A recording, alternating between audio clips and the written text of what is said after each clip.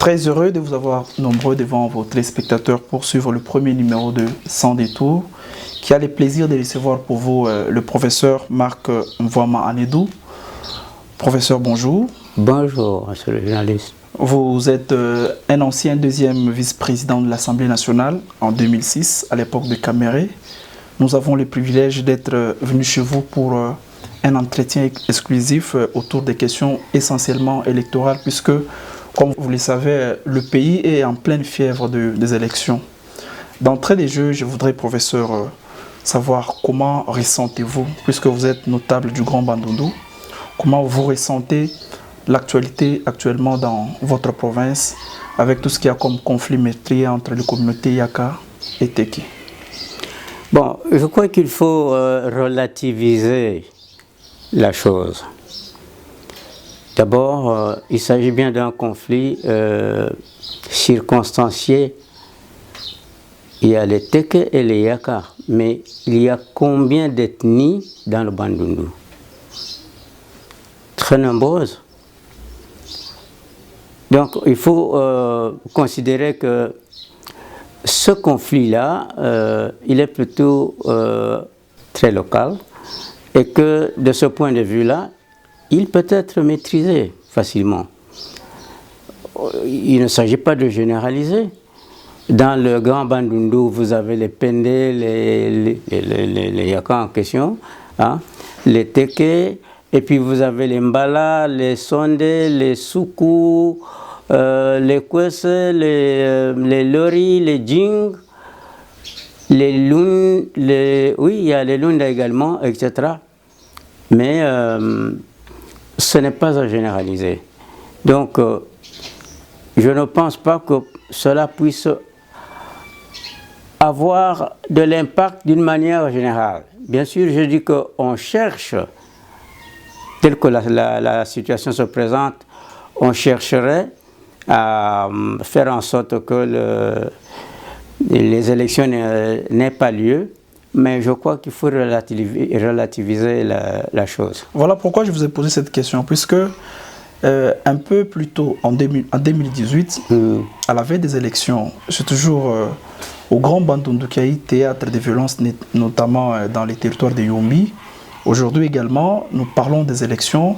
Il se passe quelque chose de similaire à ce qui s'est passé en 2018. Et croyez-vous à l'existence d'une main noire politique, comme l'a affirmé plutôt hier, le cardinal Fridolin Ambongo? Alors, vous croyez à l'existence d'une main noire politique qui serait derrière cela pour empêcher la tenue effective des élections comme cela est prévu? Je l'ai affirmé la fois passée. Pourquoi est-ce que c'est maintenant que ces gens-là s'opposent? Auparavant, les Teke ne savaient pas qu'ils étaient à côté des Yaka. Les Yaka ne savaient pas qu'il y avait des Teke qui étaient venus du Gabon. C'est maintenant. Eh bien, je considère que c'est une histoire, en tout cas, qui est montée de toutes pièces, pourvu que ça prenne de l'ampleur. Si ça prend de l'ampleur, eh bien, on bloquerait la tenue des élections. Alors, à votre avis, ce serait un jeu du régime? Je pense au contraire que le régime, c'est-à-dire parlant du chef de l'État, oui, a tout intérêt à ce que les élections se tiennent. Pourquoi? Eh bien, tout ce qu'il fait comme réalisation, je considère, enfin je parle de réalisation, il s'agit plutôt de son dynamisme politique. On va y revenir. Voilà, tout ce qu'il fait n'est pas quelque chose qui le désavantage. Au contraire, il présente il fait un certain nombre d'actions qui lui donnent la possibilité, l'avantage d'aller aux élections. Il s'opposerait aux élections, il s'opposerait d'aller aux élections. Pourquoi? Pendant qu'il a des atouts qui lui donnent la victoire, si vous voulez, qui se dessinent, qui montrent qu'il peut obtenir, il peut gagner les élections. Je ne pense pas que ce soit l'effet du régime, c'est-à-dire que le président de la République puisse aller à l'encontre de ce qu'il cherche. Il voudrait devenir président. D'abord, il s'opposerait. Pourquoi? pour qu'il continue à être président entre 2 mandats. Bon, les jeux politiques est ce qu'il est là. Mais en termes des pistes des solutions, professeur, je voulais clore avec ce débat-là. Le cardinal a exprimé sa crainte de voir ces conflits-là s'étendre même ici à Kinshasa, notamment dans la commune de Massina où vivent les 2 communautés. Et c'est alors que je parle de la main noire, d'une main noire. Hein? Ça s'étendrait jusqu'ici, c'est en train de s'étendre parce qu'il y a des gens, des tireurs de ficelles qui veulent que ça s'amplifie. Mais s'ils sont identifiés, pourquoi ne pas les démanteler et puis mettre fin définitivement à cela? C'est ça, l'identification, c'est ça qu'il faut. Il faut les identifier. Je ne voudrais pas citer tel et tel et tel, mais c'est lorsque la situation s'amplifie de plus en plus que nous devons être suffisamment vigilants pour savoir qui pousse. Les acteurs, on les connaît. On connaît les acteurs. Est-ce que les Teks sont muets? Ils n'ont pas entre eux des meneurs. Les Yaka, est-ce qu'ils sont muets? Il n'y a pas de meneurs entre eux. Vous êtes un ancien parlementaire. Les 2 communautés où leurs représentants ont été reçus par Christophe Mbosso, est-ce qu'avez-vous eu quelques échos de ce qui serait pratiquement derrière cette aventure, si on peut ainsi l'appeler? Vous avez approché...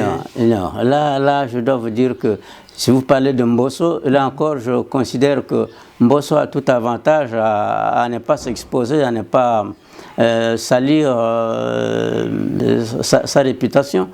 Il est là, il est au pouvoir. Alors, s'il devient conflictuel, c'est qu'en ce moment-là, il s'expose, n'est-ce pas? Hein? Mbosso n'a pas du tout intérêt, à mon sens. Hein? Ceux qui sont au pouvoir, des gens comme Mbosso, des gens comme le chef de l'État, ils ont la possibilité de se faire réélire. À moins qu'ils ne soient non performants dans ce qu'ils font, alors la prolongation, c'est-à-dire, on appelle ça prolongation, ou le glissement serait en leur faveur pour qu'ils continuent. Mais en ce moment-là, et ça peut durer combien de temps, le glissement? Je ne pense pas que Mbosso ou le chef de l'État puisse être parmi les tireurs de ficelles. Oui, professeur, nous avons toujours dans les méandres qui entourent l'organisation des élections, d'une part, les conflits meurtriers dans les Grands Bandundu et d'autre part, le M23 qui continue à être au cœur des tensions entre Kinshasa et Kigali. L'option diplomatique qui a été privilégiée par Tshisekedi semble montrer manifestement ses limites. Est-ce que vous pensez qu'avec le récent mise en place au sein de l'armée, serait un message fort lancé à Kigali pour une option militaire qui serait en vue d'être déclenchée? Attendons voir, il faut seulement être perspicace, c'est-à-dire continuer à faire en sorte que la résistance, à faire en sorte que ceux qui sont contre nous, le fameux M23, comme on dit chez nous, si vous êtes poursuivi, pour vous arrêter et respirer, vous reposer, il faudrait que celui qui vous poursuit, celui qui vous pourchasse, s'arrête. Voilà. Mais aussi longtemps qu'il continue, eh bien vous êtes obligé de continuer à courir. Nous ne savons pas quel impact, nous ne savons pas comment ils vont réagir. Nous devions faire le choc, donner le choc le plus dur possible pour que les autres ressentent notre résistance, pour que les autres s'arrêtent. Mais si ce que nous faisons n'est pas suffisant, eh bien ils vont continuer. Et alors en ce moment-là, la lutte continue. Donc c'est au plus fort. Celui qui tape le plus fort, eh bien celui qui a raison. Bon, eh bien professeur, je crois que nous devons actuellement parler élection. Nous sommes en train de courir, je crois que c'est à 15 ou 17 mois seulement, sauf l'heure de ma part, qui nous sépare des élections de décembre 2023. Alors qu'il réunissait les forces vives hier, le président de la CENI a fait des annonces tonitruantes, notamment en rapport avec le calendrier électoral qui doit être connu dès le mois prochain.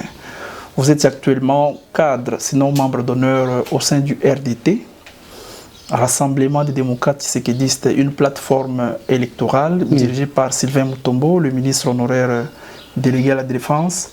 Vous êtes un ancien du Palou. Quand on parlait des Palou Tshisekedi, on ne voyait pas une sorte de mariage. Est-ce que c'est par conviction que vous soutenez actuellement Tshisekedi, dont la candidature sera confirmée au cours du congrès que vous allez organiser en décembre? Juste c'est par opportunisme politique comme cela est d'actualité, sinon d'habitude dans notre communauté? J'étais membre du Palou depuis 1990, d'abord dans la clandestinité, avec Maman Pakassa, Marc Kachunga, etc. Et puis après, bon, tout a été officialisé. J'étais très connu dans le Palou. Je rappelle que vous aviez été l'un des, sinon les meilleurs élus du Palou en 2006 avec près de 65 000 voix. J'étais le meilleur élu. Jusqu'aujourd'hui, vous le demeurez?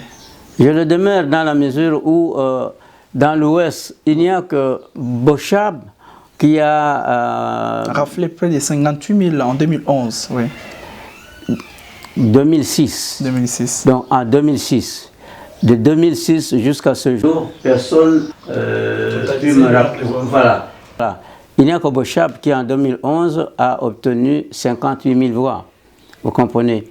Bon, le Palou m'a tourné kazakh.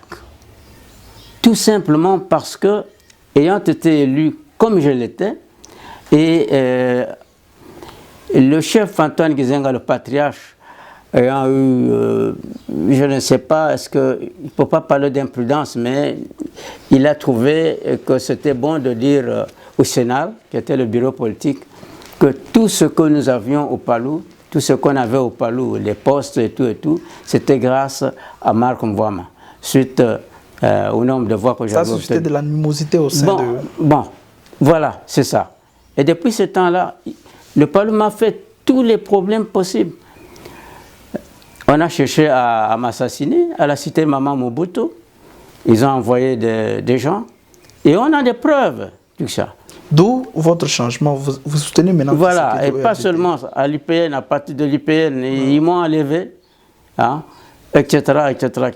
Et les gens que j'ai cités là-bas ont été arrêtés par les services présidentiels du chef de l'État d'alors, etc. On a su tout ça. Donc ce n'est pas par opportunisme que je me suis retiré, au contraire. Il fallait bien, c'est par l'instinct de conservation. Il fallait que je me retire. Si j'avais continué, bon, j'aurais été éliminé. Et depuis tout ce temps-là, je ne suis pas présenté dans un parti politique. En ce qui concerne le parti auquel j'appartiens maintenant, bon, j'ai constaté que ce parti a des vues qui vont dans le même sens que mes convictions. C'est comment? Ils sont venus vers vous ou bien vous avez vu par voie médiatique que ça vous a plu et vous avez mené des démarches pour aller le contacter? Ça s'est passé comment? J'ai été contacté. Voilà. J'ai été contacté disant, mais d'ailleurs, un peu comme c'était au moment où j'entrais dans le Palou, hein, voilà.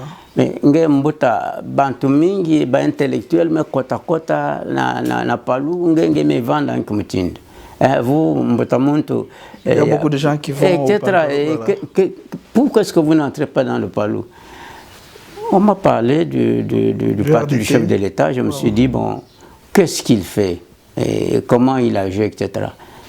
Bon, dans les échanges, je constate. D'abord, le parti du chef, eh bien, pour moi, c'est plus intéressant d'être dans ce parti, dans la mesure où j'ai plus de chances de me faire entendre, vous comprenez?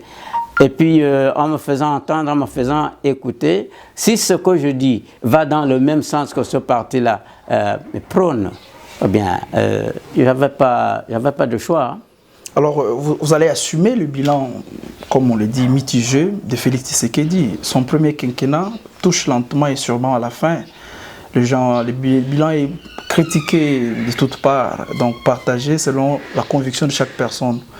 Alors, vous n'êtes pas n'importe qui, vous êtes un professeur d'université, une élite, ce qui fait que à l'élection prochaine, vous allez descendre certainement, vous avez des ambitions en 2023 pour être réélu à travers votre fondation.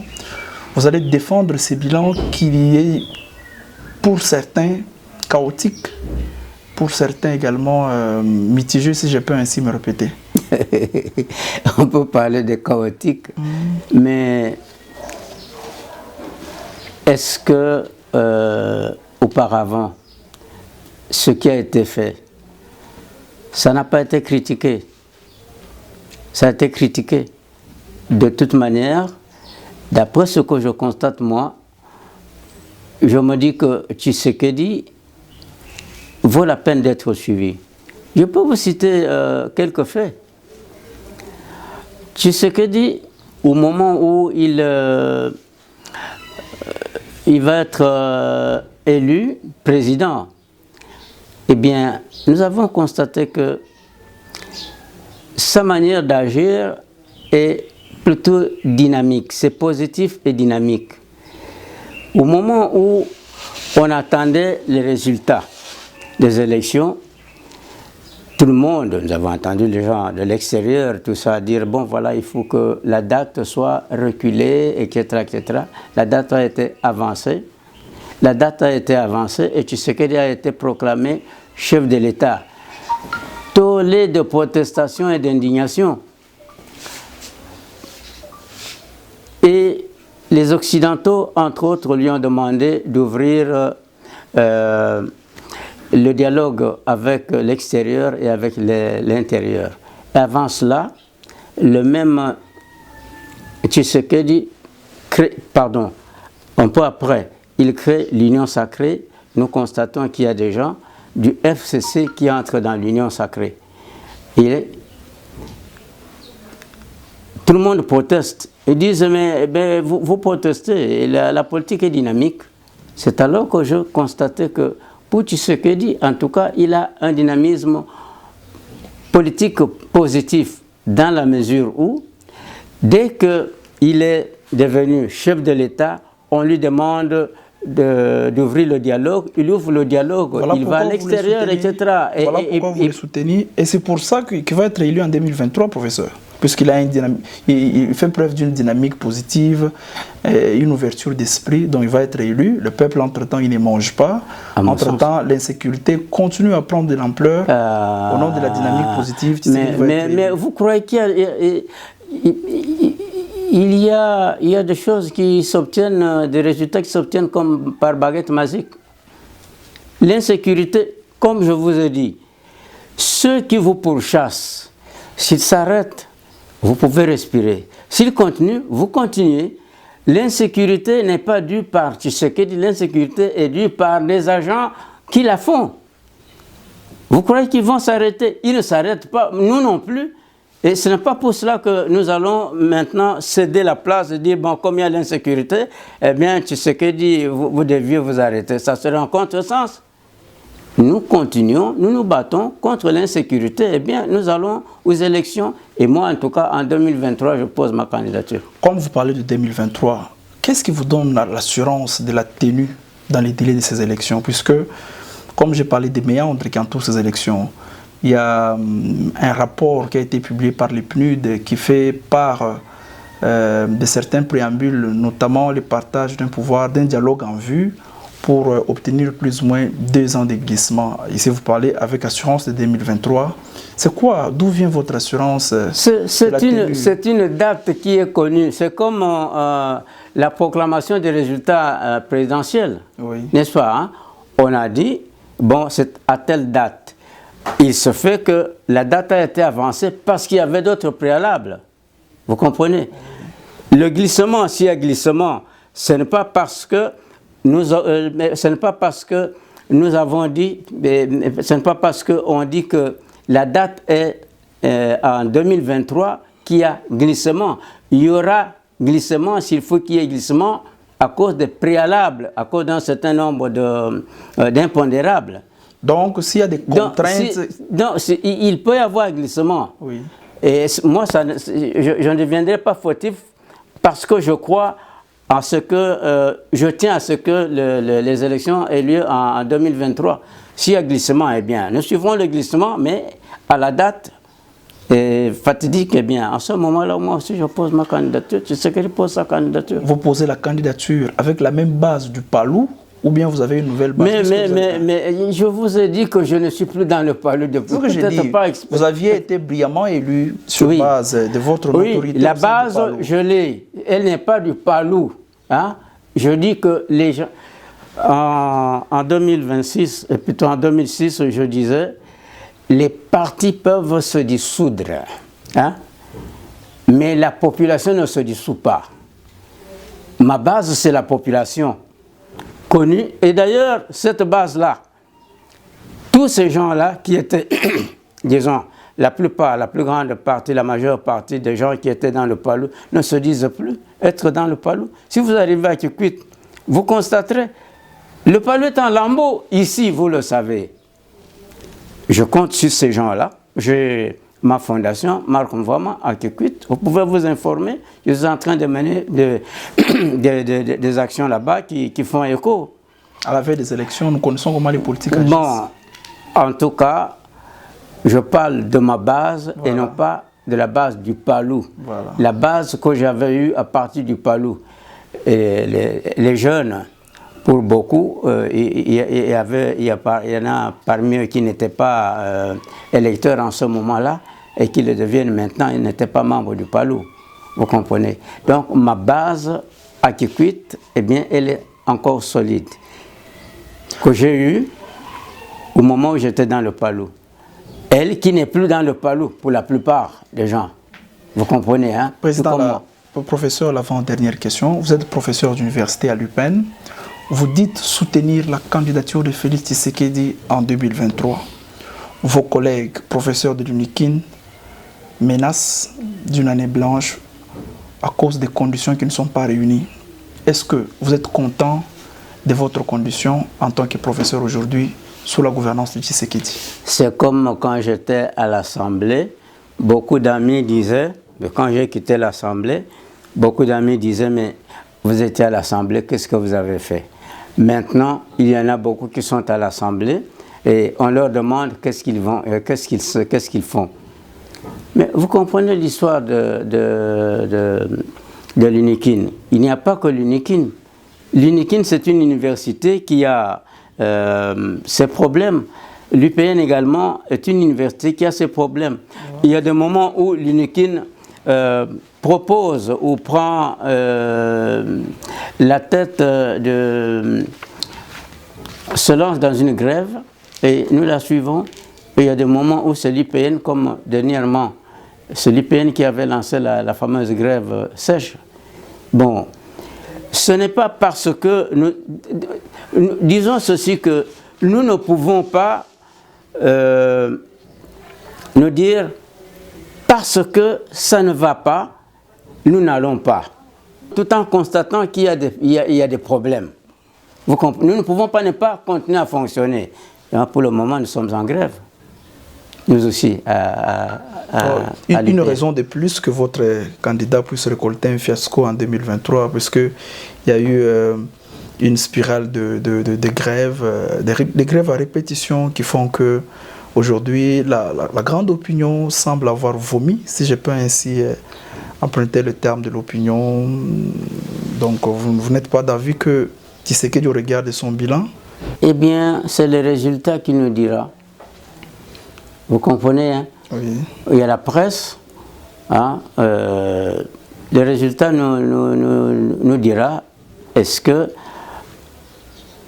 réussit ou il ne réussit pas. Nous n'en sommes pas encore là. D'ici là, beaucoup de choses peuvent... Et d'ailleurs, à chaque fois, l'opinion est très souvent manipulée. Dès qu'il y a quelque chose qui ne marche pas, eh bien, bon, on s'agite. Quelque temps après, il y a une solution. Ah, c'est le ministre de l'enseignement qui etc. Ah, c'est tel ministre qui etc., etc. À un moment donné, bon, on trouve une solution, Pour le moment, nous sommes en grève pour plusieurs raisons, entre autres pour le problème des véhicules. Eh bien, en 2017, on nous devait de l'argent que nous n'avons pas reçu. Arrivé au temps où nous sommes, eh bien, nous avons calculé et réclamé cet argent-là. Le gouvernement a considéré que nous le donner, du coup, c'était une gageure. Il fallait qu'on nous donne des véhicules. Et ces véhicules, on les donne maintenant à compte-gouttes. Il faut toujours tenir compte de la trésorerie. Bon, on a donné à une partie au professeur émérite. Les autres, on attend. On s'est convenu, à telle date, il y aura ceci, à telle date, il y aura cela, etc. Mais à cette date-là, nous constatons que bon, ce n'est pas obtenu, mais quelques temps après, bon, bien, obtenez quand même ceci. Nous avons également le problème de la cogite. Il n'y a pas longtemps, nous n'avions pas reçu la cogite, enfin il n'y a pas longtemps. Tshisekedi, dans ce qu'il fait, c'est positif, ainsi prend fin l'émission. Merci beaucoup, monsieur le professeur. Je rappelle que vous aviez été de 2006 en 2008, deuxième vice-président de l'Assemblée nationale, à l'époque où Vital Kamerhe était président.